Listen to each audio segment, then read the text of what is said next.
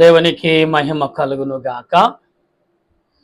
ప్రభునందు ప్రియా దేవుని బిడలారా, ప్రభు పేరట మీ అందరికి వందనాలు, శుభాలు. మరణాత. ప్రియులారా, మీరు అందరూ బాగున్నారని తలంచు మన రక్షకుడును యేసుక్రీస్తు యొక్క ప్రభు నామమున మీ అందరికి శుభాలు తెలియపరుస్తున్నాను. ప్రియులారా, ఈ ఉదయ కాలం నుండి ఇప్పటి వరకు దేవదేవుడు మనకు తోడుగా ఉండి నడిపించి బలపరిచి ఆదరించిన దేవదేవునికి ఏమిచ్చి మన రుణం తీర్చగలం కనుక ప్రభువుకు మనం స్తుతి చెల్లించే వారంగా ఉండవలసిన వారమైనాం. కనుక ప్రియులారా, ఈ సాయంకాల కోడుకు కొరకు ప్రార్థన. సర్వ సృష్టిని నీతిని పరిపాలించుచున్న సృష్టికర్తవైన తండ్రి, నీకు స్తోత్రాలు. ఈ సమయంలో నీ వాక్యమును ధ్యానము చేస్తూ నీ లేఖనమును ప్రభా లోబడి మాట్లాడుచుండగా దేవా, నీ సన్నిధి మాకు తోడుగా ఉంచి నీ ఆత్మ నడిపింపు, నీ సన్నిధి కాపుదలను నీ బిడ్డలైన వారికి కొందరికి సమకూర్చి మహిమ పొందమని ఆత్మరూపు రక్షణకర్త అయిన దేవా, నీ స్తోత్రాలు. నీ దాసుడిని నన్ను నీ సిలువ చాటును మరుగుపరిచి నీ బిడ్డలకు కావలసిన మాటలు నీ వాక్యము ద్వారా అందించి ఇక్కడ వర దినాల్లో ఏ రీతిగా నువ్వు బలపరచునన్నావో అట్టి రీతిని బలపరిచి నడిపించమని ప్రభువు నామమున ప్రార్థన చేయుచున్నాను పరమ తండ్రి, ఆమేన్. మన తండ్రి అయిన దేవుని సన్నిధి సహాయము సదా తోడుగా ఉండి నడిపించును గాక, ఆమేన్. ప్రభునందు ప్రియా దేవుని సంగమ, దేవుని బిడ్డలారా, దేవుని వాక్యము నిమిత్తం అనేక రీతిలుగా అనేక సమయములో అనేక విధములుగా మనం దేవుడు ఆదరిస్తూనే ఉన్నాడు, ఆయుధపరుస్తూనే ఉన్నాడు. అయితే ప్రభు ఇచ్చిన మాటను బట్టి, ప్రభు ఇచ్చిన కృపను బట్టి, ప్రభు ఇచ్చిన ఆదరణ బట్టి, ప్రభు ఇచ్చిన మేలును బట్టి ఎన్నో రకాలుగా మనం ముందుకు సాగాలి. అందుకు దేవదేవుడు ఇచ్చిన కృపను బట్టి మనము ఆయన్ని స్తుతిస్తూ ఆయన్ని ఘనపరుస్తూ అనేకమైన విషయాల్లో ప్రార్థన నడిపింపు కలిగి దేవుని ఎడల ఆదరణ, విశ్వాసము, నమ్మకము కలిగినప్పుడు ప్రభు మనల్ని ఏ రీతిగా బలపరుస్తాడు, ప్రభు ఏ రీతిగా మనల్ని నడిపిస్తున్నాడు అనే విషయాలు లేఖనములో తెలుసుకొనిచుండగా ప్రభు సెలవిచ్చిన మాట, దేవుడు ఎందుకు మనతో మాట్లాడుచున్నాడు, ఎందుకు ప్రభు మాట్లాడుచున్నాడు అనే మాటలను మనం గమనిస్తూ ఉంటే ప్రియులారా, దేవుడు తన క్రియలను బట్టి ఈరోజు నీతో నాతో మాట్లాడుచున్నాడు. గనుక మనము ఆలోచన కలిగి ఆత్మీయ నడిపింపు కలిగి దేవుని యొక్క సన్నిధిలో విశ్వాసము, నమ్మకం, ప్రార్థన మనం జరిపించుటకు ఆయన క్రియలను మనను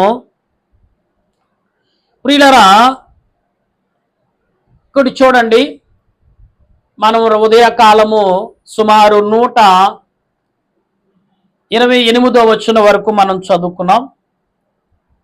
ఈ పూట 29వ వచనం వరకును మనం చదువుకుంటున్నాం. కాబట్టి దేవుడు ఏ రకంగా నీతో నాతో మాట్లాడుతున్నాడు, ఏ రకంగా ఆయన మాట్లాడబోతున్నాడు అంటే, నీ నామమును ప్రేమించే వారికి నేను చేయగొన్నట్లు నా తట్టు తిరిగి నన్ను కరుణింపుము అంటే ఇక్కడ విషయాలు చాలా ఆత్మీయంగా కనపడుతున్నాయి. ప్రియులరా, గమనించండి, ప్రభు మాట్లాడుచున్నాడు. నీ వాక్యములు వెల్లడవి తోడని వెలుగు కలుగునని, అవి తెలివిలేని వారికి తెలివి కలిగించుటకు నీ ఆజ్ఞలని అధిక వాక్యము చేత నేను నోరు తెరిచి ముగించుచున్నాను. నీ నామమున ప్రేమించే వారికి నువ్వు చేయదగినట్లు నా తట్టు తిరిగి నన్ను కరుణింపుము.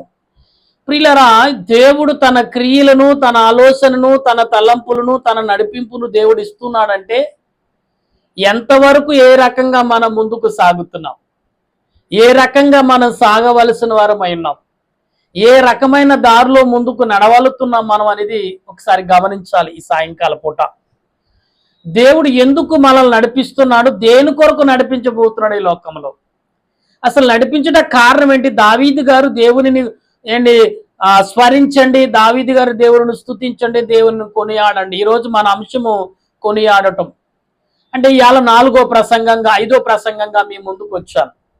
ప్రియులారా, దేవుడు తన క్రియలను బట్టి, తన ఆలోచన బట్టి, తన తలంపును బట్టి ఈ 119వ అధ్యాయంలో మాట్లాడుతున్న క్రియలు మనం ఒకసారి ఆలోచనలో తీసుకోవాలి. లోకము అనేక రకాలుగా కనపడుతుంది. ఎటు చూసినా ఎక్కడ చూసినా, ఏమండి ఇప్పుడే నేను వీడియో చూశాను వార్తల్లో వచ్చే ముందు, ఏమని బిడ్డలారా, ఒక కుమార్తె 4 గుంటలు అంటే సుమారు 4 గుంచాల స్థలం కొరకు తల్లిదండ్రులు ఇద్దరిని చంపేసిందంట. అంటే ఎంత దుర్మార్గతనంగా ఈ లోకములో ఉన్న కన్నవారిని ఆస్తుల కొరకు, అది అక్కడే ఉంటుంది, కన్నవారు దొరుకుతారా? ఎంత దుర్మార్గంగా ఈ లోకము, అంటే ఈ లోకములు ఏమి జరుగుతుందంటే స్వార్థం, అసూయ, ఏమి జరుగుతుందో తెలియని పరిస్థితుల్లో మనం ఉన్నామనేది గమనించాలి. అయితే ఇక్కడ ప్రభు సెలవు వాక్యమును బట్టి నా అడుగులు స్థిరపరచుము, ఏ పాపమును నన్ను ఏలనీయకము, నీ ఉపదేశమును నేను అనుసరించుదును, మనుషుల బలత్కారము నుండి నన్ను విమోచించుము, నీ సేవకుని మీద నీ ముఖ ప్రకాశింప చేయము, నీ కట్టడలను నాకు బోధింపుము. ఎందుకని? విశ్వాసంతో మనం ఉంటున్నాం కాబట్టి దేవుడు అటు క్రియను మనకి ఇస్తాడనేది క్లియర్గా చెప్పేశాడు. అయితే ఇంకా మాట్లాడు, నేను అయినట్లు నీ ధర్మశాస్త్రం నేను అనుసరించినట్లుగా అందుకు నా కన్నీరు ఏరులై పారుచున్నది. సాదే అంటే యెహోవా, నీవు నీతిమంతుడవు, నీ న్యాయవీధులను యథార్థములు, నీతిని బట్టి పూర్ణ విశ్వాసమును బట్టి నీ శాస్త్రములను నీవు నియమించితివి. నా విరోధులు నీ వాక్యములను మరిచిపోవుదురు, కావున నా ఆసక్తి నన్ను భక్షించుచున్నది. ఇక్కడ ఏమంటున్నాడు? నా ఆసక్తి నన్ను భక్షించుతుంది, అంటే ఆశ ఏమైపోతానని భయపెడుతుంది అంటున్నాడు. ఇక్కడ చూడండి, నీ నీతి నీ మిక్కిలి స్వచ్ఛమైనది, అది నీ సేవకునికి ప్రియమైనది. నేను అంటుడును నిరాకరింపబడిన వాడును అయినను నీ ఉపదేశములో నేను మరవను. నీ నీతి శాశ్వతమైనది, నీ ధర్మశాస్త్రమును కేవలము సత్యము. శ్రమయు వేదనయు పట్టియున్నది, శ్రమయు వేదనయు నన్ను పట్టిను అయినను నీ ఆజ్ఞలు నాకు సంతోషము కలగజేసును. చూడండి, శ్రమ వచ్చునా, వేదన వచ్చునా, బాధ వచ్చునా, దేవుని ఆజ్ఞలు సంతోషాన్ని కలగజేస్తాయంట. ఎంత ఆలోచన దేవుడు ఇస్తున్నాడండి సాయంకాల పూట. నా ప్రియమైన దేవుని బిడ్డలారా, మీరు గమనించండి ఒకసారి, దేవుడు ఎందుకు నీతో మాట్లాడుచున్నాడు, దేని కొరకు మాట్లాడుచున్నాడు, దేని నిమిత్తం మాట్లాడుచున్నాడు. ప్రియులారా గమనించండి. ఎందుకంటే ఆత్మ తలంపులు కలిగిన మనము, ఆత్మ ఉద్దేశము కలిగిన మనము ఏ రకంగా జీవిస్తాము, ఏ రకంగా నడుచుకోవాలనేది దేవుని చిత్తమైనది. నా ప్రియమైన స్నేహితులారా, దేవుని బిడ్డలారా, మీరు గమనించండి ఒకసారి.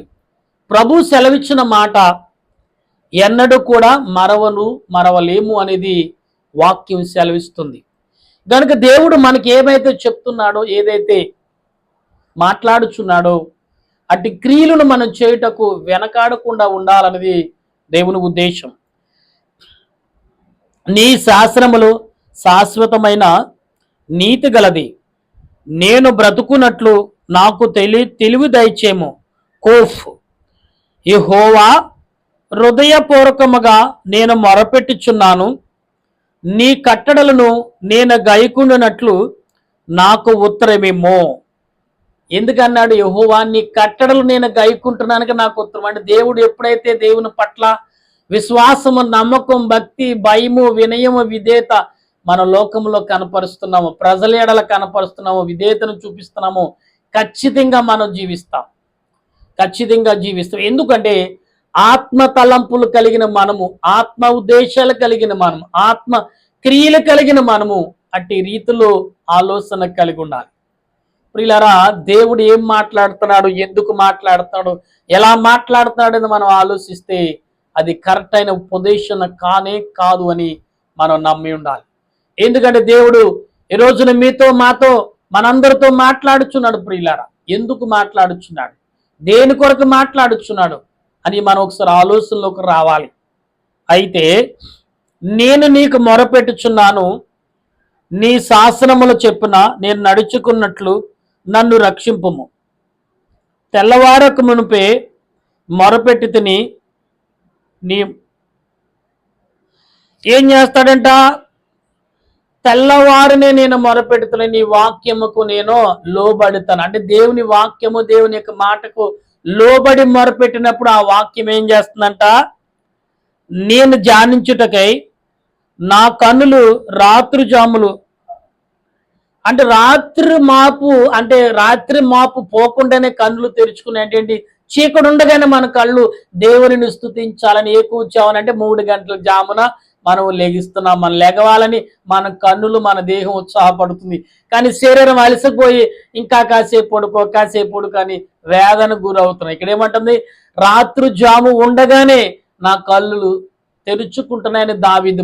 అంటే దావీదు దేవుని ఎడల ఎంతగా కనిపెట్టాడు. అసలు నిజంగా ఈ వాక్యం ఈ 119వ కీర్తనలో మనం చదివితే ప్రియులారా,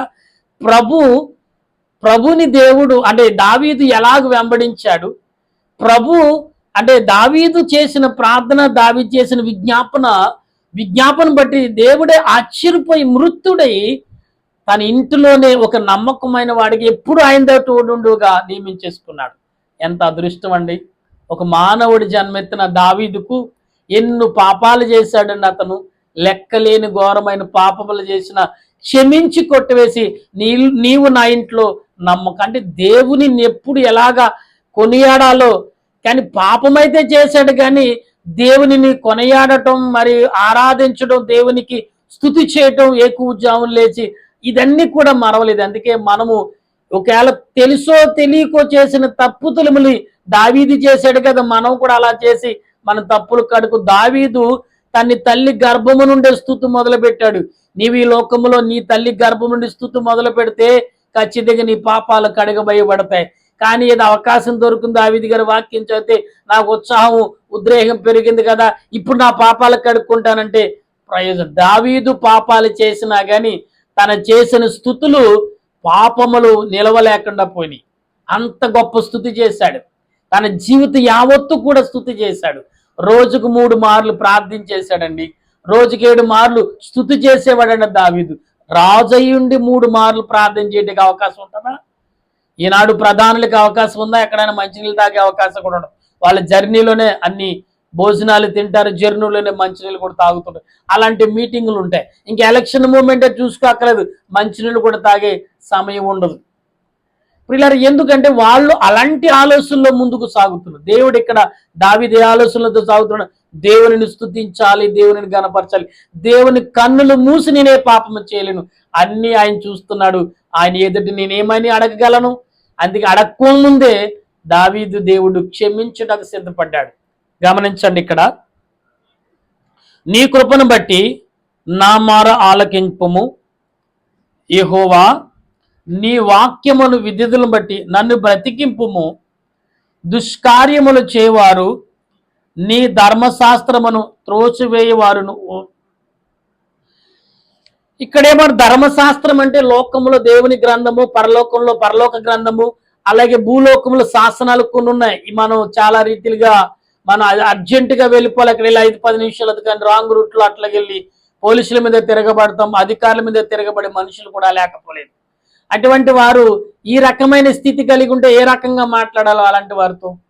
కాబట్టి దేవుడు అంటాడు, జరిగింది చూడు, జరగబోదు చూడు, జరుగుతుంది చూడు, జరిగించుతున్నాను దాన్ని చూడు అన్నాడు. జరిగింది చూసావు, జరగబోయేది చూస్తున్నావు.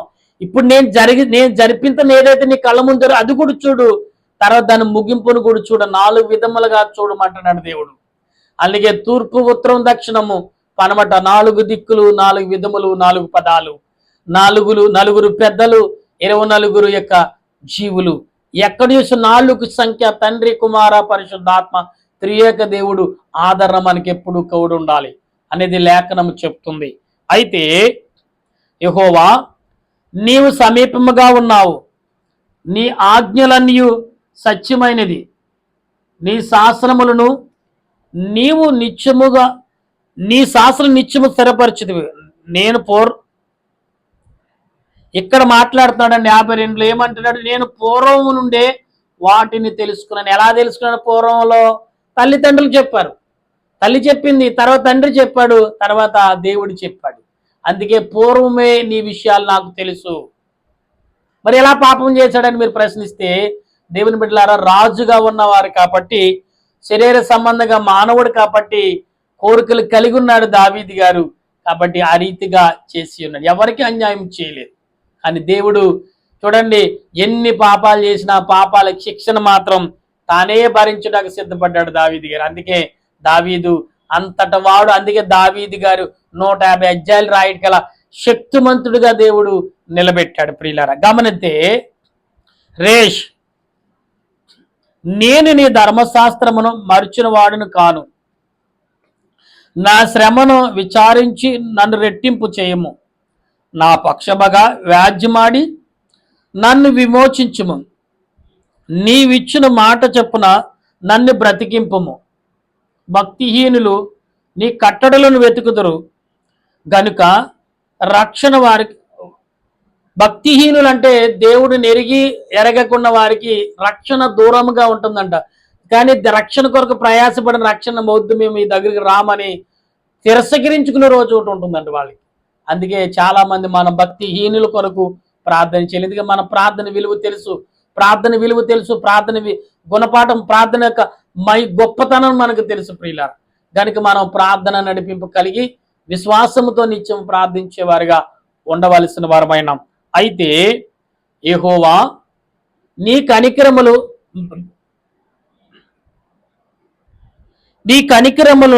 మితిలేనివి, అంటే లెక్కలేని కనికరం. మితుండు దానికి ఆ కనికరముకి మితిలేనివి గనుక బ్రతికింపుము. నన్ను తరుమువారిని నా విరోధులను అనేకులు అయినను నీ న్యాయ శాసనములను నేను మరవకై ఉన్నాను. శత్రువు ఎదుటి వచ్చినా కానీ ఆయన శాసనములు మాత్రం మరవలేదు. ఎందుకంటే ఎక్కడ ఎలా మాట్లాడాలో దేవుని శాసనాన్ని అనుసరించాడు దావీదు గారు. దొరికాడు కదని చంపేయలేదు, ఏమండి మాట్లాడాలని చోట్ల మాట్లాడలేదు. అవకాశం దొరికినా కూడా దేవుడు ఎక్కడేం అదే మాట్లాడాడు. ఇలా అధికారం ఉంది కదా అనేక రకాలుగా మాట్లాడొచ్చు. కానీ ప్రభు దేవుని దాసుడని దావీదు గారు మాట్లాడలేదు. ఏమైనా మాట్లాడుతున్నారు అంటే ఇక్కడ మనం చదువుకున్నప్పుడు ప్రియులారా, నేను అసహించుకుంటుని నీవిచ్చిన మాటను బహు లక్ష్య పెట్టను. యెహోవా చిత్తగించుము. నీ ఉపదేశములు నాకెంతో ప్రీతికరము. నీ కృప చొప్పున నన్ను బ్రతికింపుము. నీ వాక్య సారాంశము సత్యము. నీవు నియమించు న్యాయ విధులను నిత్యము నిలుచును. షీన్ అంటే ప్రియులారా, మనం ఈరోజు 60 వచనాల వరకు కూడా మనం చదువుకున్నాం. సుమారు 29 నుంచి 60 వచనాలు, అంటే 2 లైన్ల వరకు మనం ఈరోజు ప్రభు యొక్క వాక్యాన్ని విన్నాం. దీన్ని బట్టి మనం ఆలోచన కలిగి ఉండాలి. ఈ వాక్యాన్ని బట్టి మనం ఏమి నేర్చుకుంటున్నాం? దేవుడు ఏమి నేర్పుతున్నాడు నీకు? ఏమి నేర్పుగలిగి ఈ మాటలు ప్రకటించాడు? ఈ వాక్యం ద్వారా నిన్ను ఆలోచించమంటున్నాడు. ఈ వాక్యాన్ని బట్టి నిన్నేమి నేర్చుకోమన్నాడు? ఈ వాక్యమే నీ భూలోకంలో ఎలా ప్రయాణం చేయమన్నాడు? అది మీకు తెలుసా? తెలుసుకోవాలి. అందుకనే నేను కనిపెట్టుట. దేవుని సన్నిధులు ఎంత కనిపెట్టాడో దావీదు గారు, అంతులేని కనిపెట్టాడు. అంతులేదు కనిపెట్టడానికి కూడా. తన తర్వాత తన కుమారుడు కూడా ఇచ్చాడు కనిపెట్టమని. వంశావళంతట్లో కూడా కనిపెట్టాడు దేవుడు. కాబట్టి ఈ రోజున వాక్యము ద్వారా వినుచున్న మనము మన ఆలోచనలు అన్నీ కూడా ఆత్మ తలంపులు కలిగి ప్రార్థించే కృపను ఆ దేవుడు మనందరికి అందించి ఆయన మహిమ మేఘానికి ఎక్కించును గాక. ఆమేన్. ప్రార్థన చేసుకుందాం. దయగల తండ్రి, నీకు స్తోత్రాలు. ప్రేమగల రక్షక, వందనాలు. సమయంలో మా ప్రియులోని బిడ్డలతో మాట్లాడగల కృపను మాకు దయచేసినందుకు నీకు స్తోత్రాలు. సమయంలో విన్న మాటలు గ్రహింపగల తలంపులు దయచేశావు. నీ వాక్యము చేత వారిని కట్టి బలపరిచినందుకు వందనాలు. సాయంకాల సమయంలో ఆత్మ తలంపులు, ఆదరణ, మేలును సమకూర్చి నడిపించమని, నీ క్రియల చేత మమ్మల్ని సిద్ధపరచమని, నీ ఆత్మతో నింపమని ప్రాధేయపడుచున్నాం. ప్రభువా, పరలోక రాజా, నీ వందనాలయ్యా. నీ సహాయమును మాకు దయచేసి నీ మేలు చేత మమ్మల్ని నింపి నీ వాక్యముతో మమ్మల్ని బలపరుచున్న మా ప్రభు నీకు స్తోత్రాలు. ఈ సమయంలో ప్రార్థిస్తుండగా నీ ఆత్మ నడిపింపు, నీ సన్నిధి కాపుదలను మాకు అనుగ్రహించి మహిమ పొందమని తండ్రి, రాత్రికాల శుక్రదినం రేపు విశ్రాంతి దినం నీ సన్నిధిలో బలమైన ప్రార్థన చేయగల కృపను నీ వాక్యోపదేశమును అందించమని ఆత్మరక్షణకర్త యేసుక్రీస్తు నామమున అడిగి ప్రార్థన చేయుచున్నాను మా పరమ తండ్రి, ఆమేన్. మన తండ్రి అయిన దేవుని కృప, త్రియేక దేవుని సన్నిధి కాపుదల ఇప్పుడు ఎల్లప్పుడు సదా తోడుగా ఉండి ఆయన రాకడకు సిద్ధపాటు చేయనుగాక. ఆమేన్, ఆమేన్, ఆమేన్. మీ అందరికీ వందనాలు. మరణాత.